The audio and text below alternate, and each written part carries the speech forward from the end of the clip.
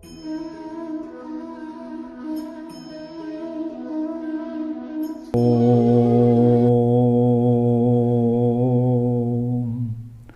दर्शकगण, सादर नमस्ते। आज हम उपनिषद चालीसा के 5वें श्लोक पर विचार करेंगे।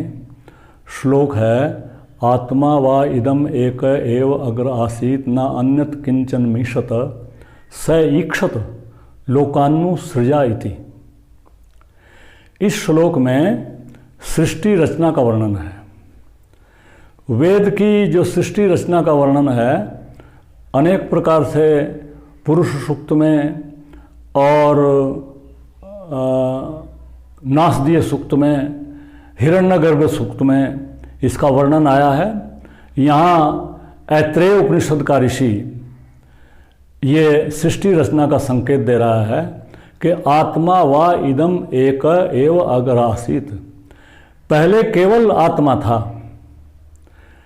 आत्मा का यहाँ अर्थ हमारी जीवात्मा नहीं है। आत्मा का अर्थ यहाँ परमात्मा है। चूँकि परमात्मा भी आत्मा है, वो समष्टि आत्मा है।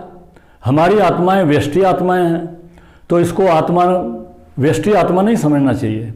केवल आत्मा परमात्मा थी और आत्माएं या तो वो सुप्तावस्था में थी या वो मोक्ष के आनंद को भोगती हुई आत्माएं थी, स्वच्छंद विचरती हुई, या जो प्रकृति है वो भी अपने मूल प्रकृति में अव्यक्त रूप में थी। तो केवल आत्मा थी और आत्मा और दूसरा एकांत उसका था। तो उनकी इच्छा हुई, आत्मा वा इदम एक एव अग्रासीत न अन्यत किंचन मिशत। दूसरी कोई हलचल नहीं थी। मिशता का अर्थ होता है आंख मिचौनी करना, और ये व्यक्ति जीवित व्यक्ति करता है, तो ये कुछ नहीं होता। आत्मा वा इदम एक एव अग्र आसीत न अन्यत किंचन मिशत स ईक्षत लोकान्नु सृजा इति। उसने ईक्षण किया, उसने देखा, उसने विचार किया, उसने तप किया कि मैं लोकों की रचना करूं। और विचार करने से सब कुछ होता है। विचार की शक्ति इतनी है कि हम जो कुछ भी कार्य करते हैं अपने शरीर से, वो विचार के बिना कर नहीं सकते।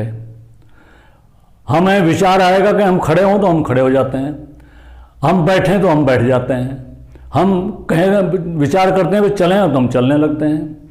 इसी प्रकार से जैसे शरीर में हमारी चेतना कार्य करती है, उसी प्रकार से पूरे ब्रह्मांड में परमात्मा की एक समष्टि चेतना, जिसको परमात्मा कहते हैं, वो काम करती है। और वो जैसा चिंतन करती है, जैसे देखती है, जैसे तप करती है, ईक्षण करती है, उसी प्रकार से काम होता है। तो सृष्टि के आदि में उसके ईक्षण से सृष्टि की रचना प्रारंभ होती है। और सृष्टि जो हमें आप दिखाई पड़ रही है, जो अरबों साल से चल रही है, और ये चलती रहेगी। और ऋत और सत्य, उसने जो नियम बनाए हैं सृष्टि के आदि में परमात्मा ने, उसके आधार पर ये चल रही है, अपने आप चलती है ये। और जब इसके समय समाप्त हो जाता है तो फिर वही प्रलय काल आ जाता है, और प्रलय काल पूरा होने के बाद फिर सृष्टि की उत्पत्ति हो जाती है। इसी प्रकार से ये साइक्लिक ऑर्डर में, ये ऐसी लीनियर नहीं है जैसे सेमेटिक कल्चर के लोग कहते हैं कि बस अल्लाह ने या गॉड ने सृष्टि को बनाया और इसको समाप्त कर लेगा। कुछ लोग हेल में रहेंगे, कुछ हेवन में रहेंगे, और वो अनंत काल तक रहेंगे। ऐसा भारतीय दृष्टिकोण, वैदिक दृष्टिकोण नहीं है। इसमें परमात्मा ने सृष्टि को बनाया, जैसे दिन और रात होते हैं उसी प्रकार से प्रलय और सर्ग होते हैं। सृष्टि बनती रहती है, प्रलय होती रहती है, और इसी प्रकार से ये क्रम चलता रहता है। एक प्रकार से ऋषि ने इस एक श्लोक में पूरी सृष्टि रचना का रहस्य समझा दिया है। आज के लिए इतने पर्याप्त है। इति ओम शम नमस्ते जी।